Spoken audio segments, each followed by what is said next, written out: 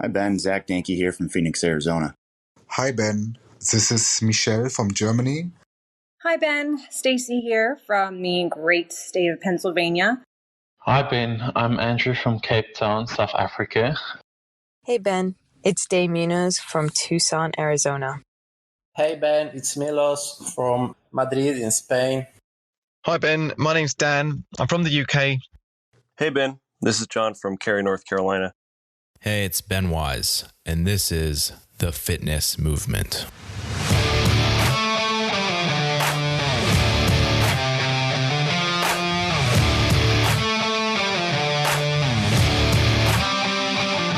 The Fitness Movement is brought to you by Zor Fitness. Zor Fitness is my company and my platform to deliver training-related content to people just like you. The site features in-depth articles, movement breakdowns, and our online training program, The Protocol. And I offer one-on-one remote coaching for fitness athletes. So I hope you check it out. Head over to zorfitness.com. That's ZOAR fitness.com. See you there. And welcome back. In today's episode, we are going to have the season 2 finale. This is our listener Q&A. So thank you to all the people who submitted questions. You heard all of them from really all over the globe in the intro here. And my intent is to answer these questions concisely yet thoroughly, where I'm addressing this person as an individual, but also this is going to be transferable to everyone who's listening. And I do think this is a super practical episode for all of our listeners. These are common questions that I hear a lot in several different forms. So for those of you listening, I'm sure you've dealt with something similar. My goal is to have this apply to you and your fitness journey. So without further ado, let's hear the first question. Hi, Ben. Zach Dankey here from Phoenix, Arizona. My question would be, as a coach myself, I find value in doing my gym's programming. I've tried in the past to do my own thing and really felt in doing so it disconnected me from the community I'm trying to help and coach. However, I don't have a coach myself and often no training partners. Is there any room or value in adding someone like yourself, even as a mentor role? Thank you. Thanks, Zach. So firstly, I'd probably ask, why do you do your gym's programming? And that is a legitimate, not rhetorical question. So I think a lot of people, I'm not going to put words in Zach's mouth, but a lot of coaches that I know or gym owners do their gym's programming because they want to demonstrate to the members and the other athletes that they believe in their gym's programming, so they do it, right? And they also want to have that touch point to be able to know what the workouts feel like, to what they experience, etc. So I would imagine that's what a lot of people in this situation would say, and that's a good reason to do that. So it's my belief that people in this type of situation can benefit a lot from still having a coach, still having a mentor of some kind, still having training partners that they can rely on. So in other words, you don't have to scrap and go away from your gym's programming, but you also don't have to do all the sessions that you do with your gym's programming. So I would imagine that none of the members, none of the coaches would balk if you jumped into class a couple times a week, and then other sessions outside of that, you did some accessory work or some aerobic work or did some individualized sessions that a coach that you were working with, maybe part-time, or you and 2 other training partners got together and did some additional programming outside of that. So that'd be sort of the first angle that I would attack. I think it's good that you're doing your gym's programming. I think that demonstrates, like I said, to the members that you believe in it. However, do you need to be doing that all the time is a question that I would ask. And if the answer to that is I don't need to be doing every single session that I work out with my gym's programming, then that gives you some other freedoms that actually allow for growth. So it allows you to experiment with other modalities that maybe you wouldn't do in a class setting. It allows you to expand the time domain that you'd be doing. It allows you to practice maybe some movements in greater frequency or fewer frequency than you're going to see in a class setting. So it really allows for you to explore and experiment a lot more with your own fitness by doing that. And that's probably only going to benefit your community by doing that. And that could be with or without a formal coach that you've actually hired. So the second thing you mentioned was mentorship. Having a mentor is nothing more than having a person that you can go to and bounce some ideas off of and learn some things from. And for a long time, I really got hung up on the idea that I needed a mentor who was a one-stop shop for every single solution that I needed in my life. And that is not realistic for anyone out there. So likely there's people at your gym or in your contacts right now that you know that you could go to that would have some benefit for you in at least one aspect of their life. So likely they could be a mentor for one aspect of your personal self or your athletic self or your professional self. So maybe it's a business person who goes to your gym and they're able to help you with financials and be a mentor in that particular role. Maybe you have someone in your gym who's an ex-triathlete and you can pick their mind about running or endurance training. And it could also be more of a peer-to-peer relationship. So personally, I meet with another coach who I interviewed on the podcast earlier this season. We meet once per month and we just chat about different things coaching. It helps us both grow our businesses and our toolbox as coaches so that we can show up better in those circles of our lives. And we're sort of at similar places in our career and our life journey. And that's really helpful for both of us to be able to bounce ideas back and forth off each other. And personally, it's brought about a lot of growth for me and it's been very helpful. So that is an option to have sort of a ongoing dialogue, more of a formal conversation between you and someone who you respect in one area, peer to peer. And lastly, you mentioned paid mentorships. And I do think that paid mentorships can be extremely valuable. The reason being, it's not just because these people are often more considered to be, quote, experts in their field, but also because as soon as you pay someone, you take money out of your pocket and you give it to them, so to speak, you're way more likely to listen to the advice and take action on the advice that they give you. So for example, say I've listened to 16 different podcasts and they've all talked about the benefits of aerobic work for the sport of fitness and how that can help your development as an athlete. If I get that same advice from a person that I respect a lot, that I've paid to be able to give me advice on that particular moment, as soon as they say, hey, have you dedicated some time to some easy aerobic work? All of a sudden, I am way more likely to take that advice because it's, number one, someone I respect in the space. And number two, I'm paying for that advice. So I'm way more likely to take action on that advice. Hi, Ben. This is Michelle from Germany. And I have some questions about stretching. I read a lot of times that stretching has to be a big part of your workout routine. And I want to know, when is the best time to stretch and how many times a week should I stretch? Does it make sense to stretch every time after workout? And how long should the stretch be to be most effective? Thank you. Thanks, Michelle. So first of all, I'm going to say that I'm going to answer this specifically about stretching. And in my mind, when I think about like mobility training, that encompasses a lot more and a number of different techniques. And stretching is just one of those techniques. So first thing you asked is, should it be a part of your routine? Truthfully, I think this depends on where you lie on a spectrum from being tight versus lax. Unlike strength training or aerobic training, I really do not believe that everyone needs to stretch. So if we think about resting muscle tension, if you're just relaxed, not actually contracting a muscle, how much tension you have in that muscle, that lies on a continuum. Now, this could be different for different muscle groups and maybe around certain joints or, more accurately, probably along certain fascial lines. But typically, people have a pretty general sense of how, like, quote, bendy they are. Like, if you're a more lax, hypermobile athlete, stretching is probably actually not going to be your friend. Right now, I have two athletes that I would coach that I would kind of place into this hypermobile demographic where I give them zero stretching.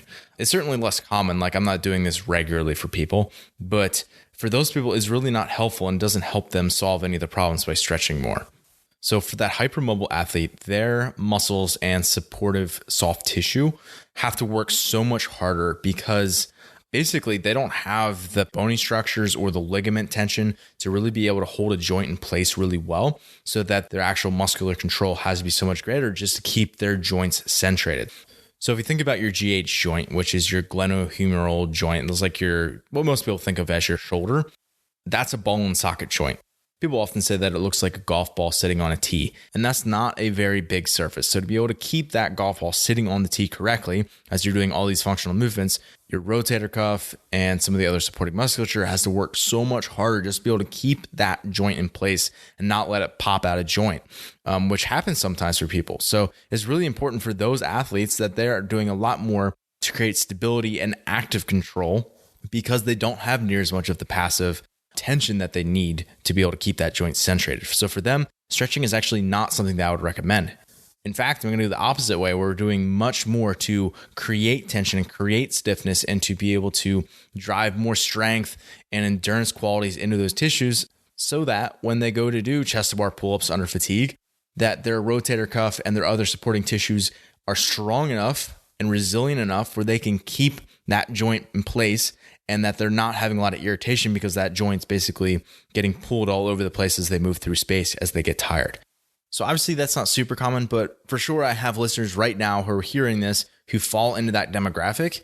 And for those listeners, it's going to be helpful to know that they don't need to be doing what everybody else is doing from a stretching mobility standpoint to be able to have their best performance. And often it's actually going to be the opposite, where if you are constantly detensioning yourself with stretching, you are only going to make your life harder and you'll be working even harder just to be able to keep that tension. So again, the further you're down the spectrum towards having stiff or short muscles, which aren't the same thing, but the further you're down that spectrum, the more time you want to spend stretching. So I want to go through two different scenarios about how you can spend some of your time stretching. The first one's going to be in your warm-ups and the second one's going to be in your cooldowns. Just so you know, for the people who are more stiff and carry more tension naturally, I would definitely recommend doing a lot of your stretching, the volume or the time that you spent doing that, outside of your actual stressful training sessions. So you don't have to be doing it in your warm-ups and your cooldowns. You can do it as its own thing. Like you can very easily wake up and first thing in the morning, do some stretching, or over your lunch break, or as a break from your cognitive demanding work, or right before you go to bed, or as you're watching TV before you go to bed. Like there's all these different options that you have. You don't have to do it in your session. And this is great for two reasons, because number one, it saves you time when you're actually at the gym. And number two, it doesn't mess with where you want your tension, which is going to be ideal for certain workouts when you're actually in the gym. So if you're doing thrusters and pull-ups, you need a certain amount of tension to be able to do that work correctly. And if you're doing too much stretching actually around that time, that's going to be an issue and you're not going to be able to perform correctly. And this is really important when we talk about things that have a high mobility component that are also strength-based. So something like a snatch or a clean and jerk is going to be hugely important, that you can create a lot of tension and drive a lot of strength. But obviously you also need a lot of mobility and range to be able to do that. So the big thing there is driving long-term change by doing a lot of your mobility work outside of the session, and then just doing the minimal amount that you need to get ready and prepare yourself and get those positions prepped when you're actually in your session. So as a general rule of thumb, I would say in warm-ups, do active mobility. And active mobility to me means that you are using the range of motion that you need and claiming the range of motion that you need, but you aren't necessarily holding a long stretch. So you're not statically holding a position, like people refer to as static stretching, just holding a position for 30 seconds, a minute, 2 minutes, 5 minutes. Yeah, I would say don't be doing that before you actually go and try to lift heavy or do a high tension workout. That's not something that you want to be doing. Rather, you can think about moving through the positions that you need, and it's fine if you hold stretches as long as they're on the shorter end of things. So if they're 20, 30 seconds tops, and then you kind of move on to another piece, that's perfectly fine. And even if you hit a few rounds of that, as long as you're pairing that with other things that kind of get your nervous system excited and ready to go, that's going to be perfectly fine. So by holding those stretches 20, 30 seconds tops, that avoids a lot of the decreases in power output that have been shown with that traditional longer hold static stretching prior to, again, any sort of heavy lifting or plyometric type activities. The other thing that the research shows could stave off some of those drops in maximal power output is adding a strong contraction on top of the stretch while you're doing that stretch. So what I mean by this is, if I'm hitting something like a banded lat stretch where my elbow is sort of by my ear, my hands going back behind my body, I'm stretching my lat and along ahead my triceps and that sort of complex of my shoulder, I have two options, pails and rails. So you're either actively opening or actively closing a joint. I wrote an article on pails and rails. I'm not going to give the full acronyms. If you're interested, check out the show notes. sorefitness.com/podcast/041 to see the link. Basically, what you need to know is that in pails, the working muscle is being placed on stretch. In rails, it's the opposite. The working muscle is actively closing the joint. Sounds confusing. It'll be really simple once I give you a couple examples. So again, this is things that you're doing in your warm-ups to add a layer of contraction on top. So let's talk about pails first. So this is going to be things like pause squats. So you get a bar and you sit to the bottom of your squat, you hang out there, and the muscle that is being worked. So if you think about what works in a squat, like quads, glutes, adductors, all that musculature is also being placed on stretch. Similarly, we could do something like, the bottom of a dip hold. So you pretend like you're turning over a ring muscle up, you're holding in the bottom of that dip position, where again, the musculature that is being worked is also being stretched. So things like your pecs, your shoulders, your triceps, all that musculature. We could do things like, deficit deadlifts or bottom half only RDLs or good mornings with maybe a pause added in. All that stuff, again, what's being worked is being stretched. Hamstrings, glutes, erectors. We can think of all that musculature.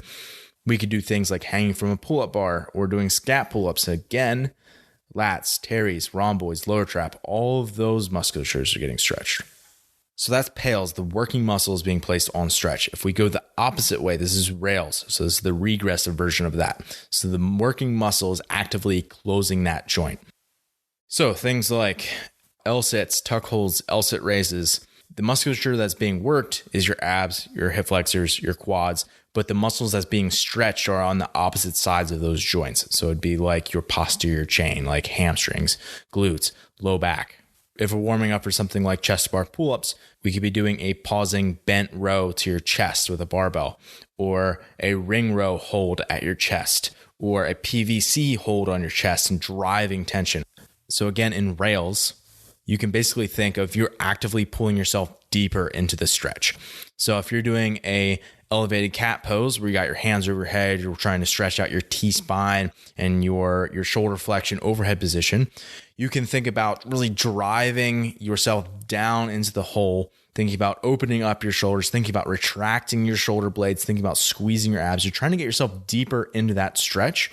And the fact that you're driving tension and really owning that range is the reason why you maintain a lot of your power output. Okay, so to sum it up, prior to the workout, you want to think about holding your stretches less. So 30 seconds or less, I would say, is a good rule of thumb. You want to drive tension during that stretch. It could be either opening the joint deeper or kind of pushing yourself out of the stretch, but without letting yourself actually move. And then combining that with obviously doing the movement that you need to do. So doing snatches if you're going to snatch, doing front squats if you need to front squat. And then also you could probably add some sort of plyometric activity, sort of counter that a little bit more, like a depth jump or a hip transfer box jump or an ice skater jump, you name it. Anything like that would be perfectly fine. So let's move to after the workout. After a workout, if you just think about like what's the goal here, the goal is to transition you from going 100 miles per hour in your MetCon or in your strength work to getting yourself to be slowly calmed down to the point where you're sort of normal, right? Like you're going back to a resting state. You don't want to get off the freeway where you're going 100 miles an hour, so to speak, and jam on the brakes and come skidding to a stop, right? And that's basically what people do when they walk out of the MetCon that they did in class and get into their car and go home for the night. That's exactly what they're doing to their physiology. That's not what you want to do. You want to be able to take your off ramp and slowly come to like a coasting stop. That is the goal. So you want to do things that are encouraging your body to relax. And one of the ways that we can encourage your body to relax is by doing longer hold stretching. We can do relaxing breath work and easy aerobic cool downs, things that are helping you to relax. So again, here it makes more sense that we're holding stretches 30 seconds, 2 minutes or more. Right? Anywhere in that range. Basically, you can think about it as you want to hold a stretch long enough where you can see some change. And if you feel like holding it long enough where you eventually will stop seeing progress, that's where you want to stop, right? Which, again, that's very broad. That could be anywhere from, 20, 30 seconds to 10 minutes plus. And it really depends on what type of stretch. If it's pretty uncomfortable versus more of a mild stretch, like all of these things are going to play into what's going to facilitate a good stretch and a good cool down protocol for you. And after a workout, I think it is really helpful to sort of follow this protocol that I outlined in episode 18. That was designing a mobility program that works. So if you're looking to get more in depth on this, go back and listen to number 18. But what I outlined there is basically you want to think about first doing something that allows you to get into a new position. So let's say that my quads are a problem area for me. A lot of people are going to be like, okay, I know how to stretch my quads. I'm going to do a couch stretch, which is great. A couch stretch will stretch your quads. However, most people stop there. Like they do the couch stretch and then they're done. My advice after you hit a stretch like that would be to get into a position that you actually want to improve. So the goal of the couch stretch is not to get better at the couch stretch. It's to use the couch stretch to allow you to maybe get better at something like a squat. So why would you not get into a squat after you did your couch stretch? Again, you have to give your body a reason to actually keep this new range that you just opened up. And to be able to get more musculature involved and actually hold a position and drive a little bit of tension in that position is only going to help you retain that range of motion a little bit better.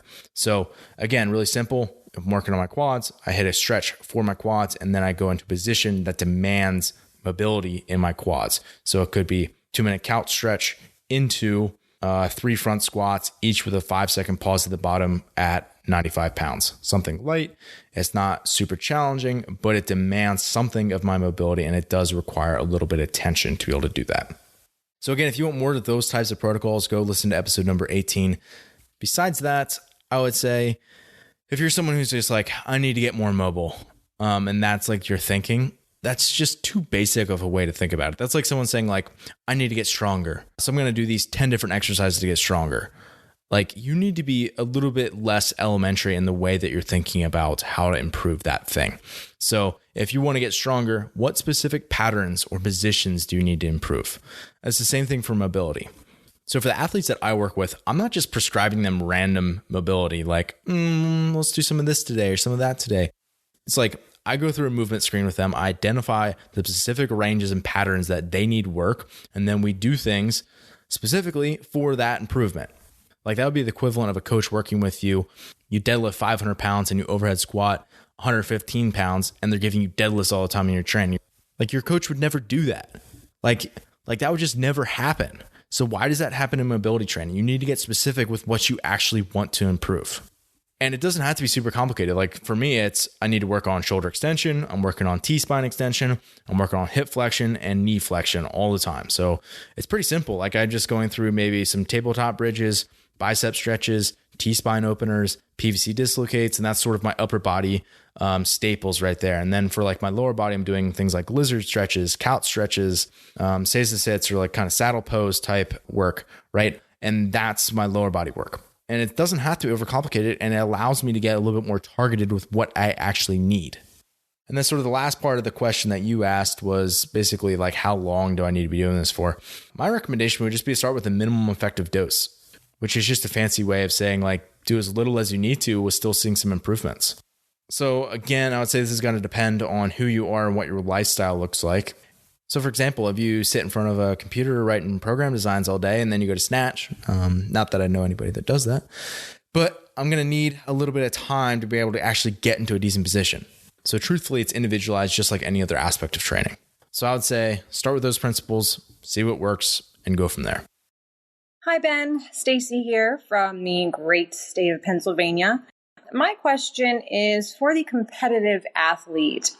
Episode 28, you covered mental toughness, which was a really great one. My question is, what is your advice or direction for someone who trains alone for the most part, in that they're the only one in the room doing a particular MetCon, no classroom setting, no one to really chase for a score? How do you push past the mental discomfort and just sort of go all out when it's you against you almost every day? How does someone work out alone and still keep that competitive mindset day in and day out? Looking forward to hearing your answer. Thanks, Stacey. I think this is a really important question, and it's something that I think almost everyone at this point coming out of a pandemic has experienced, this training alone. I would say, first of all, it's hard.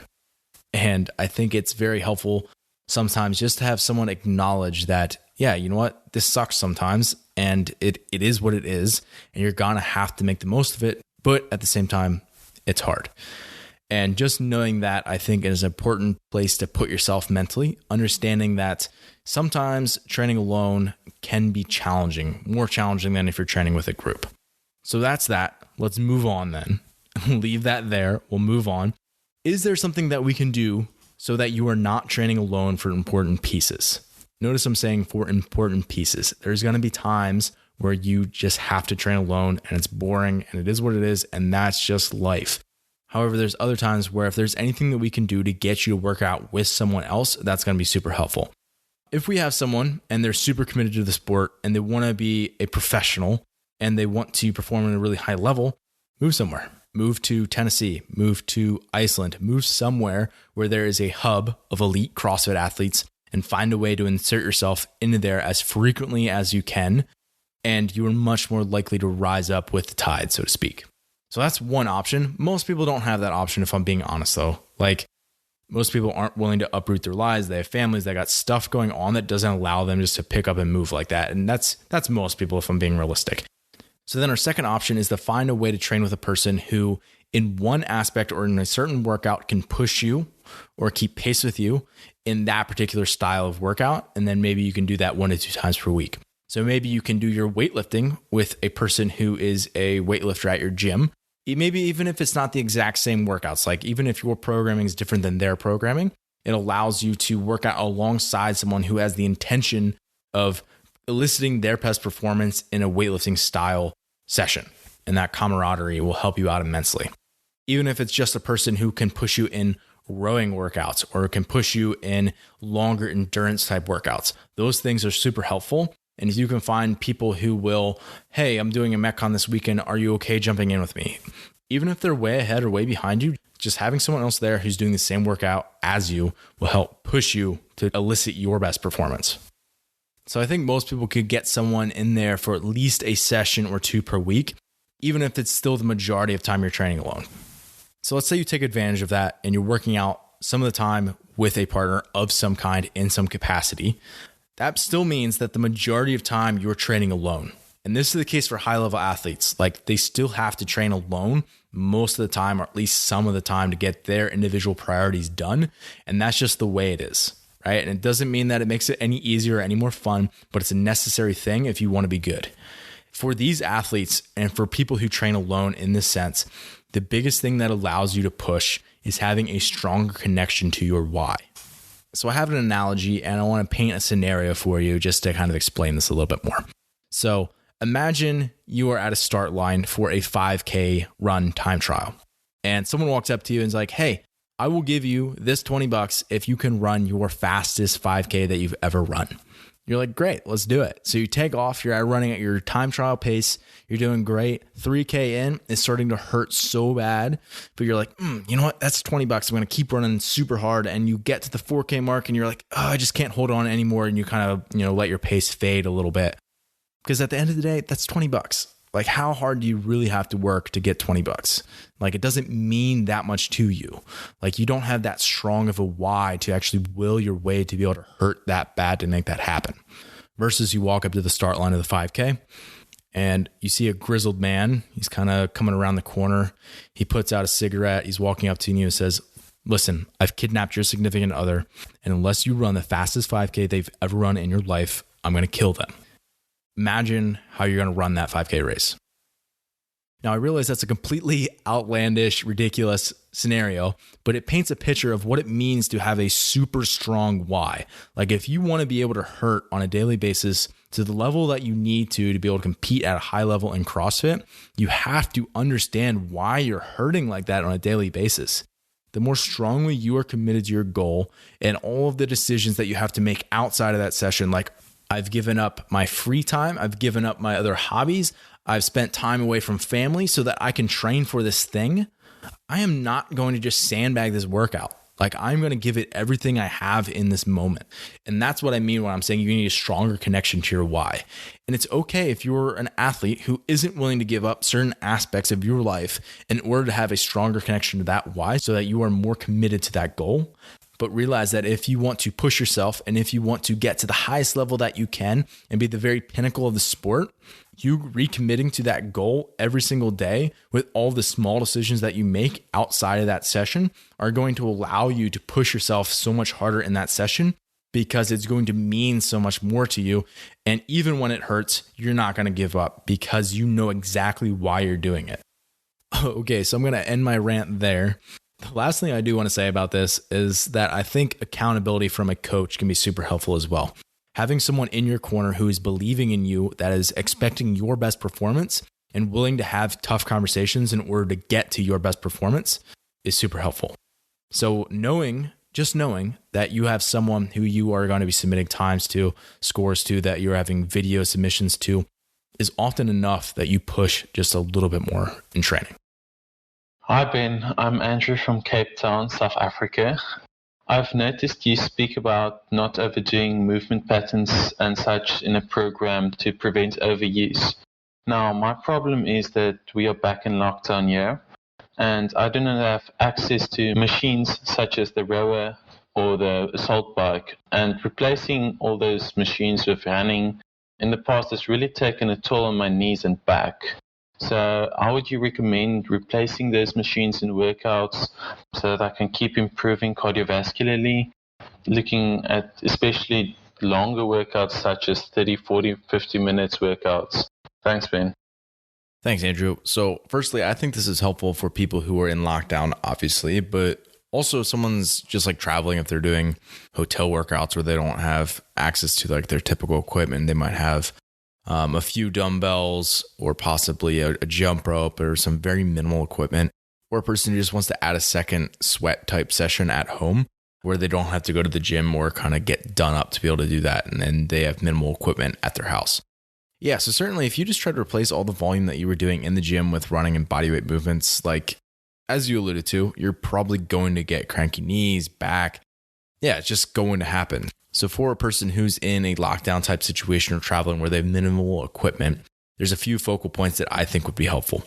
So the first thing is just to pick some new targets or interim goals that you can work towards during this time when you don't have a lot of equipment. So for example, rather than trying to do things that are going to improve your snatch, if that's one of your goals inside of the gym, just set that to the side for now. Not that we have to go away from that entirely, but pick something new so that you stay motivated and actually want to be training on a daily basis. So for example, maybe it's, I've always been struggling with double unders, so I'm going to try to really improve my double unders and my max unbroken set of double unders over the next X amount of time that I'm in lockdown, or over this 2 weeks that I'm on vacation and I don't have much equipment. You know, maybe it's, I'm going to go out to my yard and I'm going to practice handstand walking for 15 minutes every day. Maybe it's, I want to, do my 5K time trial for my run and really focus on building that out in a smart and intelligent way over the next 6 weeks. Maybe it's, something really gross, like 100 burpees for time. Like you just got to pick something and go for it. So that's the first thing I would say, just set new targets for yourself. Secondly, would be to vary your movement selection. So likely if you just go and Google at-home workouts, it's going to be a lot of the same stuff, especially if you're looking up CrossFit WODs that you could do at home. It's going to be running and burpees and push-ups and air squats and handstand push-ups against the wall, all of that sort of basic stuff. And if you do that at any sort of frequency, you're probably going to have some overuse injuries fairly quickly arise because of that. So you have to find ways that you can vary those movement patterns more than that, because again, that's all hitting the same thing. If you're just running and doing air squats and really quickly, your knees are going to beat up by doing that. Or if you're constantly doing all these burpees or handstand push-ups, likely you're going to have the same overuse patterns that are going to be appearing because of that. So yeah, it's just like you mentioned. So for example, if we think about how we could take a single movement and start to vary that up a little bit, right? It's going to obviously provide a different stimulus, but it's also going to harness those joints in a different way and the musculature in a different way, where it allows you to have resilience for a longer period of time. So if we take something like an air squat, we could expand this out into maybe a dozen different variations or more, where it's, you could do stationary lateral lunges, you could do pistols, you could do kickstand squats or step ups or deck squats, sissy squats, kang squats with your body weight, or figure out a jug that you could hold. You could vary your stance with, we could go on and on with this. And I think if you just do that and try to vary it a little bit more, your joints are going to be much happier with you. And it was just going to require you to get a little bit creative, maybe do some homework on the internet and actually find different variations that are going to work for you. And then also that just prevents you from getting so bored by training on your own. If you're training during quarantine or when you're traveling, it's very often that you're only with one or two other people or completely by yourself. And just giving a little bit more variance is certainly helpful in maintaining your sanity during that time. And then a subcomponent of varying movement selection could be adding isometrics. So isometrics are great because you can do a lot of them and hold them for a long period of time and start to build volume without beating your joints up. So if you hold a plank for 20 minutes accumulative over the course of a week period and a couple different training sessions, you're probably not going to be sore from that, versus if you did 20 minutes of crunches, you could be super beat up. So just the nature of an isometric contraction, you're much less likely to get joint irritation or DOMS, delayed onset muscle soreness, from doing isometrics. So Again, the common ones would probably be like a plank, side plank, rear plank. However, you can also get really creative with it. Maybe you're holding a push-up at 90 degrees with your elbows. Maybe it's a wall squat. Maybe it's a reverse lunge where you're hovering your knee 1 inch off the ground in the back. Maybe it's kicking up and holding a handstand against the wall for 2 minutes. Again, if you get creative with it, I think there's a lot of options. The third one would be to walk or bike more. I think most people have access to, obviously, just the ability to be able to walk around, but also a lot of people just have like a bike. Even if it's an old bike that's just laying around, not super nice, it's something where you can still get outside and pretty easily accumulate quite a bit of volume without beating yourself up versus just trying to run and make up all that volume. So running obviously is a lot more pounding. There's a lot more ground reaction forces that are taking place during that. If you replace that with a walk, you're much less likely to have that joint irritation. And obviously biking, it's basically a non-eccentric environment, basically no impact there. So very easily you can start to accumulate 45, 60, 90 minutes of work 2 to 3 days a week. And obviously that's going to help you build a robust aerobic system, but it's also going to keep you feeling healthy. And honestly, you'll probably feel really good doing that because you'll be outside more. You'll get to see that, have the sunlight and have all the benefits of having light come into your eyes and onto your skin during the day. And again, that's another way that you can start to shift some of these priorities over the short term and saying like, okay, I'm going to try to accumulate 3 hours of walking or easy bike riding within my community or within a certain radius of my house on a weekly basis. And really, that's just going to allow you to continue to progress during whatever time that you have that minimal equipment available to you. Hey, Ben. It's Day Munoz from Tucson, Arizona. So the question I had is focused more on newer athletes. So obviously it takes a lot of time for an athlete to progress and get a lot of the movements down. But when is an athlete typically ready, or what are indicators that they're ready to compete at any level, even a beginner scaled competition? When would you say is the green light for that? And what are indicators that they're ready to go from scaled workouts to RX workouts? And just for my own sake, typical timeline for someone who's been training. So usually how long would it take to go from scale to RX as well? All right. Thank you. Bye. Thanks, Day. So first of all, I would say if you're a competitive athlete or a quote competitor, it's both a noun and a verb. So unless you are competing at a competition, you are not a competitor. So that would be my super direct, sort of blunt answer.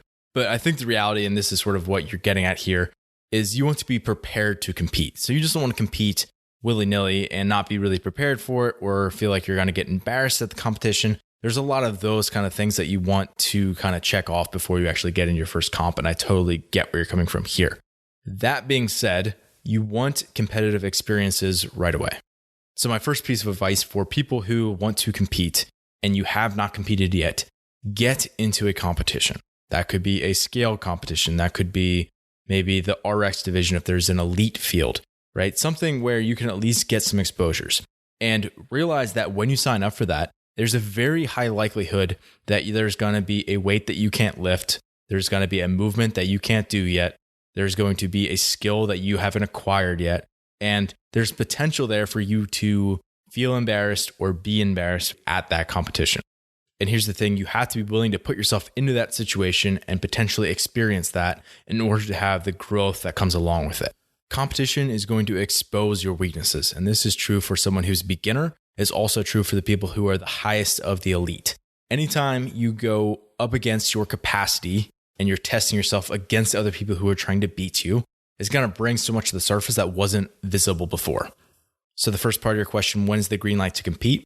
It is as soon as you are calling yourself a competitor, you want to sign up for a competition just to get exposure to being in a competitive scenario where you have to manage your headspace and you have to be in an environment that's not your training facility. And there's the nutrition aspect. There's so much that goes into the actual act of competing on a given date, and having that on the calendar is a very important thing to have something to prepare for, but also knowing that it's going to expose you, knowing that you're not going to crush every element, and being okay with that and allowing that to spur growth in your training. But I will say for people who are more beginners, you don't want to skew your training going into those first competitions super far where you're going through a long taper phase or a really intense competition prep phase in order to go into that competition. I would say treat that more as part of your training where you don't need a big buildup. You don't need to go through a whole phase of your training just to be able to prep for that. Continue to work through other progressions and work on the skills that you've been working on, all of those things. And then, do a few things to brush up on the skills, or if you know certain movements are likely to show up, or if it's, at the beach and you're likely to get an open water swim, all of those sorts of things you might start to prep for, but you don't need to skew your training to be able to peak at one of those competitions. That's not really the goal. The goal is to get exposure to competing so it allows you to continue to progress in your training. And the second part of your question was a typical timeline for an athlete going from scale to RX in certain workouts. First of all, I'll say that, if you're one of my athletes, you are doing all of your workouts as prescribed. So they're written to your current ability level, and that is the prescription, and that will help you improve over time. But again, I totally understand what you're saying, like RX and like maybe loading in certain benchmark workouts, or to be able to, if you're in a class, be able to jump into a class RX workout. Answering that is much more complicated. I'd say it's going to depend on a number of factors. Number one is, what is your movement literacy going into CrossFit? So if we have a person and they grew up doing gymnastics, they were a college athlete, they had exposure to strength conditioning growing up, they are way more likely to pick up high-level gymnastics and weightlifting movements and the positions that they need to get into, and to be able to coordinate double unders and be able to understand the position, weight shifts, and handstand walks, to be able to do those skills much quicker. I like using the comparison to language. If someone knows 5 different languages, it's not going to be a challenge for them to pick up a 6th language. They're going to understand how learning one particular language translates to another one, and how possessives or plurals or proper nouns typically work. There's just all these different things that they understand at a different level versus a person who's bilingual versus a person who only speaks their native language. And that really transfers to this general idea of athleticism, or the sense of being able to pick up new movements and to be able to acquire new skills quickly. But the skill component is just one side of that. What about strength and power? What about repeatability and endurance? Like, there's all of these different categories of things that we have in our sport that someone's athletic or just movement past is going to lend itself to be useful or not useful to that. So in season 1 Q&A, I talked about how if someone was spending 10 hours or 12 hours on their feet every day because of their job, they're way more likely to be able to handle the volume that's needed to practice double unders 3 or 4 days a week without that being an issue and detracting from the rest of their training. So there's all these different characteristics or little rabbit holes that we could go down for an individual athlete, looking at how are you prepared or ill prepared and all of these different qualities that are necessary to be good at the sport. That being said, there's really 2 things that hold people back from doing benchmark workouts as prescribed or jumping into class things. It's skills and it's strength, right? So it's about, can you produce the force that's required to be able to get under the heavy loads, even if it takes you all day, right? Like, your fitness, your sustainability, your repeatability, your endurance might not be great, but can you do it, right? If you have the skill, even if it's not fatigue resistant, and you have the strength, even if it's not with the aerobic qualities, you'll be able to complete RX workouts. And this is why for so many beginners in the sport, they need years of development, working on skills to make them smooth and efficient in all these different workout scenarios, and also to be able to develop the absolute strength qualities that are needed in order to be successful in the sport. Hey Ben, it's Milos from Madrid in Spain. You mentioned in the episode 27 that having strong legs and weak core is like shooting a cannon from a canoe. I historically struggled with overhead squat and overhead walking lunge and single arm overhead squat. Is there a way that I will be able to determine if this is a limitation with my shoulder strength and stability versus my core strength? Thank you.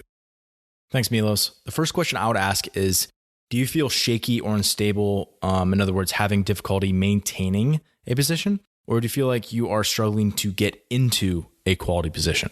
So if you can't get into a quality position, it's likely a mobility issue. So again, mobility, range of motion plus motor control. So you may be able to passively get in that position where if you were laying on your back on the floor, you could get your arm all the way up over your head. But that doesn't mean that you're going to be able to actively claim that when it's loaded. So once you're actually upright and have your arm up over your head for something like a dumbbell walking lunge, that doesn't mean that you're actually going to be able to claim and maintain that position effectively.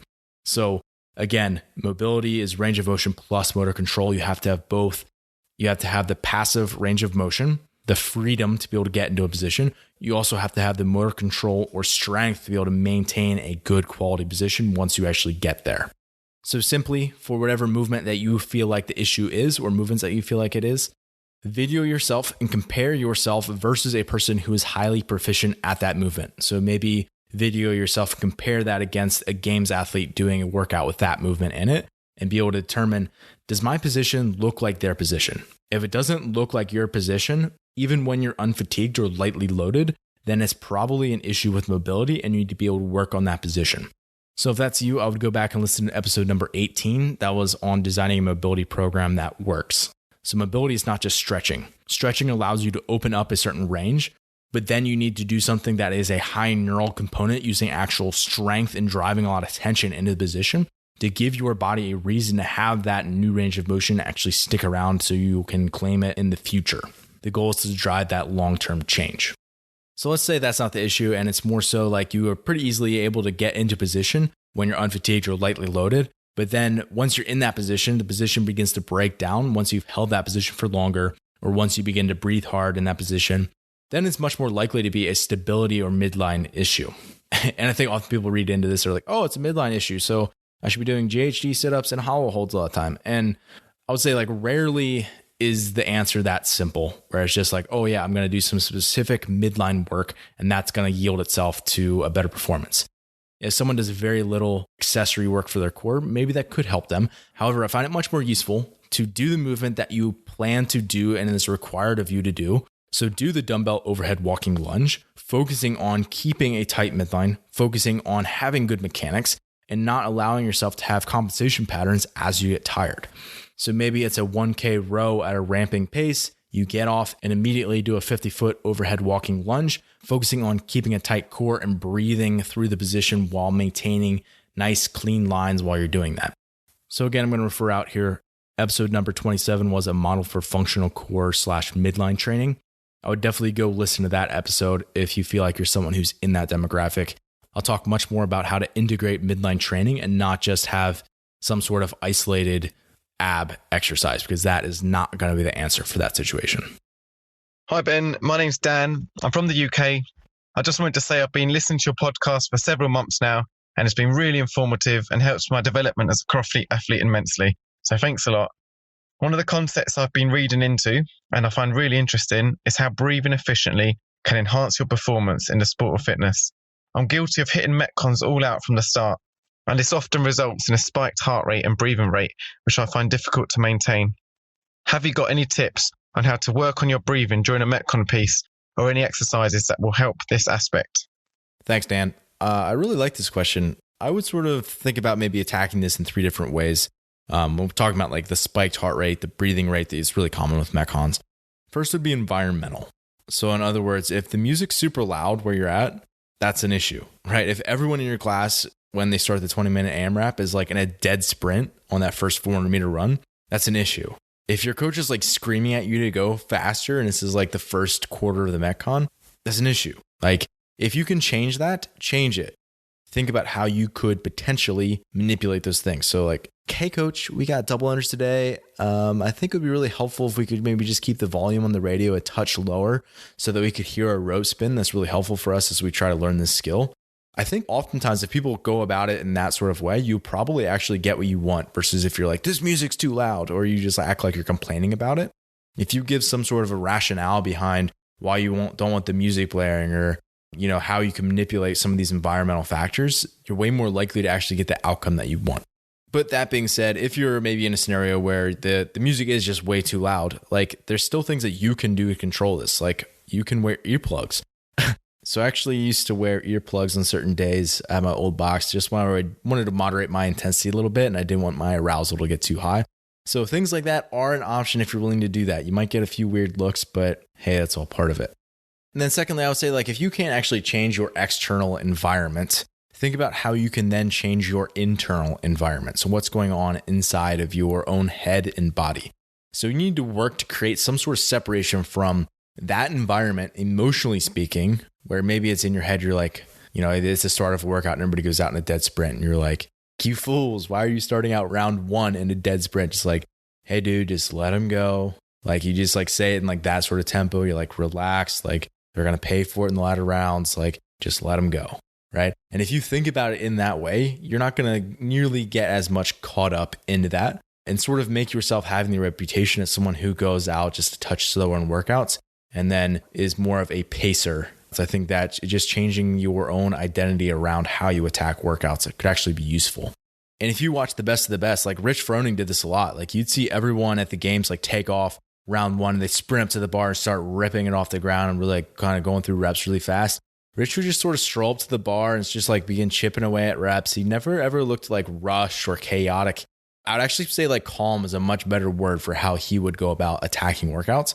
But by the end of the workout, he was the one holding a faster pace than everyone else, and everybody else was kind of trailing off and their power was diminishing towards the end of it.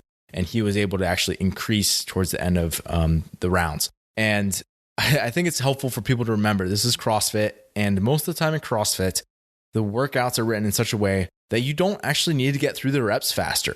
You just need to rest less. So for a lot of people, if you watch a video of yourself doing a MetCon, like film yourself, watch it back, and just track the amount of work that you're doing relative to the amount of rest that you're doing, unless it's a workout where there's a lot of cyclical components, like a rower or an air bike, you're probably going to see that a good chunk of the time of that workout, you're actually resting. So I think that's one thing to think about is just changing your internal dialogue about how you attack workouts, and in turn, slowly changing your identity about what kind of an athlete you are and how you attack workouts. I mean, I even think like having some sort of a mantra in a workout could be super helpful. I've done this before where I know it's like a long workout where it's like the open, I'm amped up, it's week 1 and I want to go out too hard and it's like a 10-round workout. I'll just like repeat to myself like some sort of a mantra like patience, like not yet, right? Like wait, just like tell yourself to like hang on, don't go yet, right? And eventually then, okay, after round 5, if I feel good, I can increase a little bit. At round 7, okay, if I feel good, now I can lay it all out there and really get after it. So like, wait, okay, attack, right? And that sort of kick at the end is what's going to allow you to actually get your best score versus having a big tail off your performance towards the end. And then the third thing I would say is pacing. So first of all, I would say it's going to be sometimes just like certain workout scenarios, like how they're written, like CrossFit will write them, whoever's writing them will write them in a way where it's unavoidable for you to not get gassed in a workout, basically. So my favorite example of this was the games workout assault banger. So it was a 40 for men, 30 for females calorie assault bike into one length, hitting a metal beam down a rail with a sledgehammer, essentially. And you have no choice in that workout. If you want to be competitive, especially if you're that level, you have to go like all out in the beginning and hold on as long as you can. And inevitably, like you're just going to be fading towards the end of that workout. But yet, if you want to be competitive, you have to go out super hard. You know, if the workout's something like the 500 meter row, 30 bar facing burpees for times, like we saw the masters athletes do the other year at the games, like if you want to win that workout, you can't sandbag the row. Like you have to go out hard and then try to hold on. However, I'll say most tests aren't designed that way, where like you start out in a sprint and then you're reduced sort of to a crawl by the end. Like most of the time, the person who's most consistent with their round times and their split times is the person who's going to win or come out on top. So I think a really good goal for a lot of rounds for time workouts, or, you know, if it's an AMRAP where it's got multiple rounds or where you can get at least a few rounds deep into it, aim to have negative splits. So in other words, reducing your round times each round. So maybe it's 205, 202, 157, 154, 152, 149 across your 5-round workout or whatever that was, right? So that you're improving your times each round and you're getting faster and increasing your power output over each of those rounds versus having it be the mere opposite of that, where you start off and it's 143, 147, 202, 222, and just all of a sudden it degrades and you're falling apart in the workout. The person who's more consistent across those rounds is going to end up on top. So I think a really good practice for this is being able to do a rehearsal round or walkthrough round before you actually do the workout. So just doing a single round at a slow pace where you're transitioning slow and it feels like you're actually moving too slow relative to what you want to do. And then taking that time, starting there, and then allowing yourself to build as you get deeper into the workout. So you're like, all right, I did my walkthrough, my rehearsal round, and it took me 1 minute and 50 seconds. I'm going to start aiming for 2 minutes my first round, and then each round I'm going to try to pick it up a little bit quicker. And now I'm at round 7 out of 7. I'm at 1 minute and 25 seconds, and it's now at a super high exertion level towards the end of that workout. But that's allowing you to elicit a much better performance out of yourself, and it's not going to spike your heart rate or your breathing like you mentioned. I'll also say that you can program workouts that require pacing and that are going to require negative splits as a result. So this is actually a workout that I did about 2 weeks ago. I remember it because it hurt really bad, but it was every 5 minutes for 6 sets. It was a 3-minute working window. So in other words, it was 3 minutes on, 2 minutes off for 6 total sets. 15 thrusters at 95 pounds into 25 double dumbbell deadlift at 50 pounds per hand. And in the remaining time, it was max row calories. So overall, it's actually a pretty simple workout, but the big catch was I had to increase my row calories every round or I would terminate the workout. So if I didn't improve my row calories on each of those 6 rounds, I had to stop doing the workout. And the goal is obviously to do as much as you can of the workout. I realize some people would probably go out super hard, so they could probably just end the workout right away, but that's not the goal of it. So my row calories respectively were 27, 30, 32, 33, 35, and 36. And I'll say my rating of perceived exertion on that was probably like 6, 7, 8, 9, 10 out of 10. Like it was 100% effort on that very last one. Like I was really digging. It was hard to do. But looking at my scores, everything's nice and linear and you can see the power increase across all those sets. So I started off, I was like the mid 1200 calories per hour. Then I was like low 13s, mid 13s, low 14s, upper 14s, and then 1500 to 1600 calories per hour the entire time on that last one. So that's certainly something you could play around with, is having intervals that are structured where it's going to be challenging, but it's repeatable and you can improve upon your power output each interval that you come back. And it's going to require holding back a little bit at the beginning, and it's going to require getting gritty at the end. So at this point, if you've done all these things where you're controlling your external environment, you're controlling your internal environment and self-talk and your pacing strategy, and you're actually, having negative split times on your workouts, it's pretty unlikely that you're going to have this huge spike in heart rate and breathing rate and feel like you're suffocating in like the beginning part of a workout. Again, unless it's one of those workouts where it's just required that you do that. But for the most part, that's probably not going to happen. If it is still happening, there's 2 additional things that I would probably recommend for you. Number 1 would be starting to add cyclical elements into your workouts. So it's totally possible that you doing toes to bar and bar facing burpees and box jump overs just isn't aerobic enough or sustainable enough for you not to have this big spike in your heart rate and breathing. Whereas an elite athlete could probably get away with that. So the solution for that, without just saying, I need to get more fit, is adding a cyclical component. So adding something like a rower, an air bike, ski erg, some running, something where you can actually recover your heart rate, be able to recover your breathing a little bit, to be able to clear some of that fatigue and to be able to hold a lower pace and have it not to be such a high output. So instead of just doing rounds for time of toes to bar, burpee box jump overs, and dumbbell snatches, you start to add rowing or air bike in between those elements, or maybe in between rounds of that workout if it's chunk small enough, where that allows you to be able to recover your breathing a little bit more, enough where you then can pick up your pace each round that you're going into. So that'd be the first thing, would just be adding those cyclical elements into the workout. Second thing I would say is you can set a nasal cap, is what I call it, for yourself in the early rounds of a workout. So for example, if you're doing Murph, you're going to say 100% I'm going to keep my mouth shut during that first mile run, because the last thing that I want to do is go out too hot on that first run where now I'm sucking wind that entire 40, 50, or 60 minute event, right? You don't want that to happen. So rather than letting myself get caught up in everybody else who's running out too hot in the beginning of that workout, I'm going to make sure that if I can't breathe through my nose during this piece of the workout, I'm going too hard. So if it feels like I'm suffocating breathing through my nose, I have to slow myself down. I'm going to hold that nasal breathing until I get back into the gym and I'm doing my Cindy rounds of pull-ups, push-ups, and air squats. So it's a way to prevent yourself from going out too hard. It's a way of actually limiting your power output at the beginning of the workout so that you can increase and pace correctly towards the end of the workout. So I did a 10K trail run the other month, and I do not run a lot right now. I used to do triathlons, but right now I do not do much running. Run volume is really low, so I knew that if I tried to go out and race the first part of that 10K, that I was really going to be paying for it in the latter parts of that event. So I basically said to myself, hey, the first 15 minutes of this event, I'm not going to allow myself to breathe through my mouth. And inevitably, everybody took off at the beginning of the race, and they were kind of hammering it into the first 200 meters. And yeah, I kind of get caught up in that a little bit, but I kept my mouth shut, and I felt myself like kind of getting up towards my capacity. I was like, I feel like I'm suffocating a little bit here. I better just kind of ease this down. And I slowed myself down just a touch, continued with the nasal breathing, stayed under that nasal cap, and allowed myself to, after the 15-minute mark, start to open up a little bit more.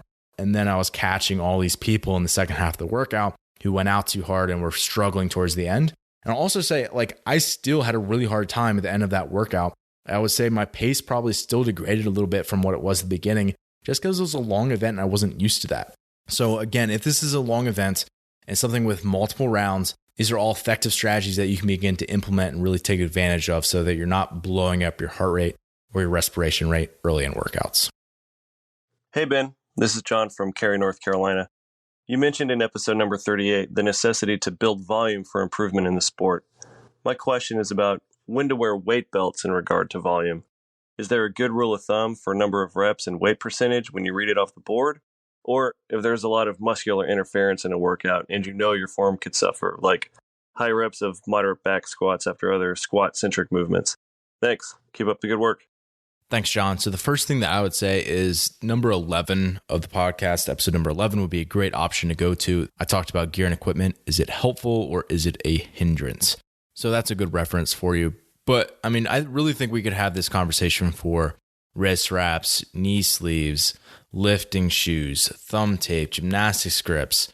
So let's talk about this specifically to a weight belt to answer this question.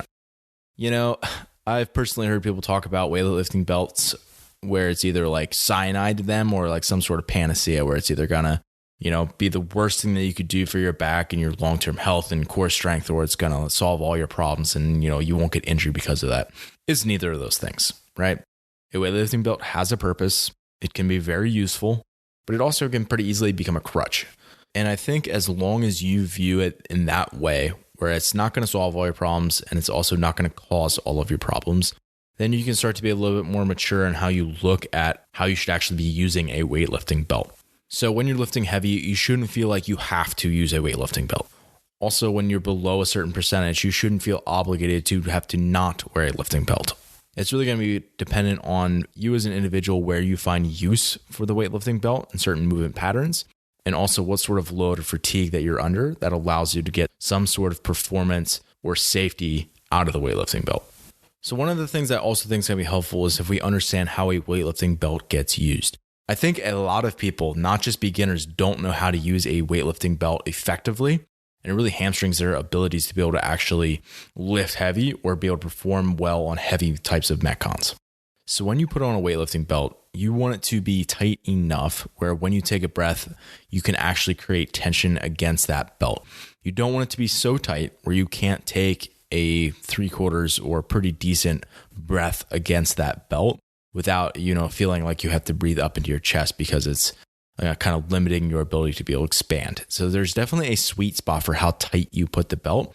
And mind you, that might actually differ a little bit, whether it's like a 1 rep max strength movement where you put it on, you do your single, and then you can take it off right away, versus if you're doing, 12 squat cleans at 85% in a workout and you're not going to loosen it in between those individual reps, you might have it just a touch looser in those environments. But that's sort of into the weeds. If we just think about what the goal of that belt is, you want it just tight enough where you can push and create 360 degrees of tension out against that. So a helpful analogy for how a weightlifting belt actually works. If you were to just take a plastic water bottle, empty, and you were to squeeze it without the lid on, it would just crush really easily, right? And that's what it's like if you're not actually holding your breath when you're lifting heavy. Yes, you can create some amount of pressure, but it's a whole lot harder. Versus if you just hold your breath and occlude your breathing for a period of time, like I talked about in episode number 17, that allows you to create a lot more intra-abdominal pressure. And if you think about, okay, when now you put the lid on that water bottle and you squeeze the water bottle, all of a sudden the walls of the water bottle get really rigid and it's not as palpable anymore. Like it's much firmer to the touch. So that's what you're doing when you're putting on a weightlifting belt, and you're basically squeezing the water bottle. You're not allowing any of your air to come out. You're pressing out against it. And that's what creates all this rigidity through your core. If we understand that, that begins to put in perspective how we should be using this in a workout. So first of all, if we're talking about something like Murph, right, that would obviously be a high squatting volume workout. However, the goal is not to create a ton of intra-abdominal pressure while you're doing air squats, because you don't need to have that pressure. You only need to have high intra-abdominal pressure when you're doing high strength, high power movements. So if you're sprinting down the track at max effort, you're going to have altered breathing, or you're not going to breathe at all if you're truly at max effort, because you're having to stabilize your core so hard. If you go to jump as high as you possibly can, you're going to occlude your breathing for just a second as you go to do that. If you're trying to crush a baseball or maybe throw a wicked punch, you might have a slight exhale as you're doing that, but you're going to create intra-abdominal pressure, and that's what's going to allow for transmission of force through your core. So if we go back to that Murph example, you don't want to wear a weightlifting belt for something like Murph. That seems obvious, but you don't need it because the load is so low. So there's going to be a certain threshold where a belt becomes helpful in certain movements. So if I just take myself as an example, a lot of overhead movements, I don't really like wearing my belt for it. It's just a personal preference thing. But for the most part, unless I'm like split jerking up to a max, I'm probably not going to put a belt on. And a big reason for that is because I can keep an upright torso and I don't need to have as much trunk tension as I'm doing that. And I can kind of breathe a little bit easier in between reps. So if you're someone who's super efficient and you can clean or snatch and you have a perfect upright torso as you're moving through that, you might not need a belt almost regardless of what the loading is or the volume is in that particular workout. But for a lot of people who have subpar positions, myself included, like when I catch cleans and they're heavy, I start to round, right? It's really helpful for me to be able to create a lot of intra-abdominal pressure, to be able to stay rigid and not allow myself to round as I come out of the bottom of a squat for something like a clean. So if I expand upon that example for myself, right? Cleans in a workout. Every time I see squat cleans in a workout, it doesn't mean that I throw on my weightlifting belt, even though that helps me sometimes. If I'm doing an open workout like 11.3, that was a 5-minute AMRAP of squat clean and jerks at 165, 110. That's light enough for me where the limiter is probably not going to be with strength. And it's just going to be like I'm going to be breathing hard throughout that workout. So I want to be able to move my ribs and be able to expand my diaphragm fully in a workout like that and be able to get more air and exchange air easier when I don't have that bar actually loaded on my body. So I'll probably opt not to use a belt in that workout, even though the volume would be pretty high and intensity is pretty relative. However, in a workout like 19.2 or 16.2, it's got toes to bar, double unders, and ascending squat cleans. Volume was definitely moderate going on high, but the intensity of that climbed across those sets. So you were getting really tired, but you also had to brace really hard because it was getting to a higher percentage of your 1 rep max. In a workout like that, I think for a lot of people, it would be helpful to throw on a belt. So certain patterns and a battery style effort, it certainly can be helpful to throw on a belt, even if it's in a MetCon. So the way I like to think about it is if I'm already going to be holding my breath in that movement to execute it to the effectiveness that I need, then I'm probably going to opt to wear a belt during that time, versus if I'm just going to hold my breath for just a fraction of the second and I don't really need to create a ton of pressure, I probably won't wear my belt. So if it's a 2K row into 15 squat cleans at 80%, yeah, I'm probably going to wear my belt for that. And I'm just going to work to breathe as efficiently as I possibly can while that belt is staying relatively tight in between those individual reps at the heavy barbell. So as you can tell, I don't really have a blind prescription to give just sort of across the board where like, hey, if it's this percentage, put on a belt. And if it's this movement, put on a belt. But I think a good rule of thumb is if you feel like you have to wear a belt in certain workouts, that's probably not great. And if you never wear a belt because you don't feel like it's effective or useful, you're probably not using it correctly. And that would likely be a good place to start moving forward. Hey, it's Ben again. And I wanted to take a minute to talk about our online training program, The Protocol. The Protocol is for athletes who want to train for the sport of fitness. It's programmed by me, and it's my best attempt at preparing athletes with varying strengths and weaknesses for the demands of the sport. And I do this through the use of silos, which basically means I segment parts of the program based upon athletes' ability in a particular area. So for example, an element of the program this fall on Tuesdays and Thursdays was gymnastics-focused training.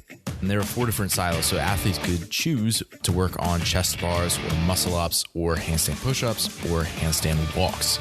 In other words, we are all doing the same core program, but there are ways to individualize it on a weekly basis. And as part of the program, I also include coaches' notes, technique videos, and educational resources almost daily.